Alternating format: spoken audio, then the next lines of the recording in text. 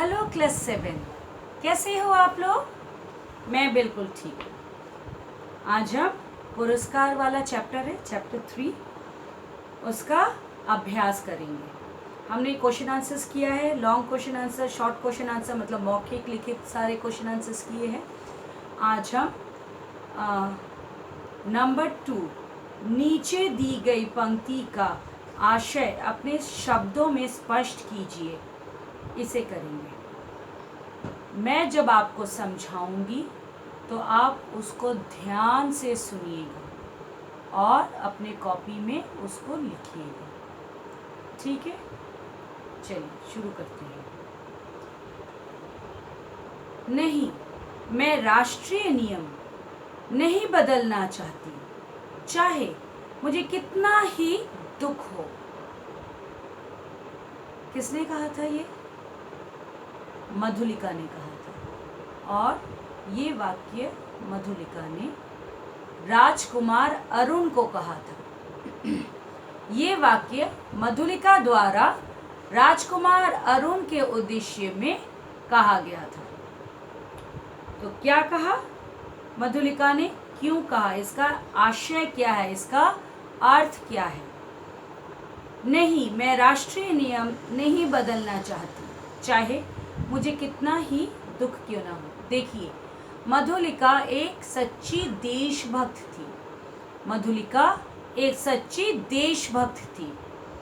वह राष्ट्रीय के नियम को नहीं तोड़ना चाहती थी। किसी भी हाल में वह राष्ट्रीय नियम का उल्लंघन नहीं करना चाहती थी।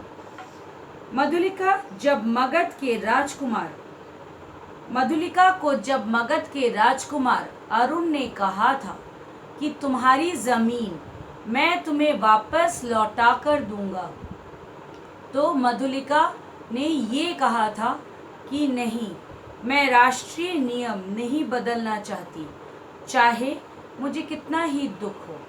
अर्थात मधुलिका का कहना है कि वह राष्ट्रीय द्वारा जो बनाया गया नियम है, जिसमें राजा किसी एक प्रजा का जमीन किसान बनके जोतता है, उसमें बीज बोता है और उसमें हल जोतता है, और वो ज़मीन राजा की हो जाती है, और उसके एवज में, उसके बदले में उसे राजा स्वर्ण मुद्राएं देते हैं, ताकि वो उस ज़मीन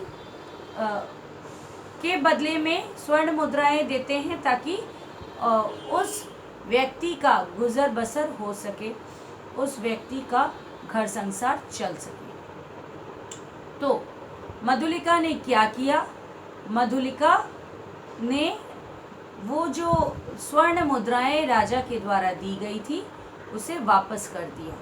और जब राजकुमार अरुण ने यह देखा कि मधुलिका कष्ट में है, कल से वह क्या काम करेगी, उसके घर में खाना कहाँ से आएगा, यह उसे समझ में नहीं आ रहा था। तब राजकुमार अरुण ने मधुलिका की मदद करनी चाहिए, उसकी ज़मीन उसे वापस दिलानी चाहिए, लेकिन मधुलिका राष्ट्रीय द्रोह नहीं करना चाहती थी, राष्ट्रीय के नियम नहीं तोड़ना चाहती थी। इसलिए उसने राजकुमार को मना कर दिया और कहा कि मैं राष्ट्रीय के नियम नहीं तोड़ना चाहती हूँ। उसे कितनी भी तकलीफ़ों का सामना क्यों ना करना पड़े, कितनी भी मुश्किलों का सामना क्यों ना करना पड़े, कितनी भी तकलीफ़ें क्यों ना उठानी पड़े, लेकिन वो राजद्रोही नहीं बनना चाहती थी, राष्ट्रीय के नियम नहीं तोड़ना चाहती थी। बच्चों, ये आशय आप लिखकर मुझे दीजिएगा और मैं उसे चेक कर दूंगी। क्लास 7, मैं आपसे ये कहना चाहती हूँ कि आपके द्वारा कोई भी, जो भी मैं पढ़ा रही हूँ, ना कोई क्लास वर्क ना कोई होमवर्क, कुछ भी मेरे पास नहीं आ रहा है। मुझे लगता है मुझे कंप्लेन करना पड़ेगा, अदरवाइज़ इसके अलावा कोई चारा नहीं दिखाई दे रहा है मुझे। इतने साफ तरीके से आपको मैं समझाती हूँ, मेरा वीडियो आप देखोगे, आराम से क्वेश्चन आंसर लिख पाओगे। आप जानते हो क्लास में भी क्वेश्चन आंसर मैं बोर्ड में नहीं लिखा कर देती। क्वेश्चन आंसर मैं आपके साथ डिस्कस करती हूँ, आप उस हिसाब से अपने आप लिखते हो। यदि आपको इसमें तकलीफ़ हो रही हो, आप सीधे मुझे बताओ, क्योंकि क्लास 7 का कोई भी मुझे क्लास वर्क ना होमवर्क कुछ भी नहीं मिल रहा है। मुझे ना निबंध दिया गया है, वो लिखा केवल स्वस्तिका छोड़कर किसी भी बच्चे ने निबंध नहीं लिखा। इतना आसान निबंध था, पूरा निबंध मैंने बताया कि किस तरह से लिखना है। उसके बावजूद अगर आप कार्य नहीं कर रहे हो, बहुत दुख की बात है। बच्चों प्लीज़ आप कार्य ख़त्म करो, करके आप अपलोड करो, ताकि मैं करेक्शन कर सकूं, चेक कर सकूं। धन्यवाद बच्चों।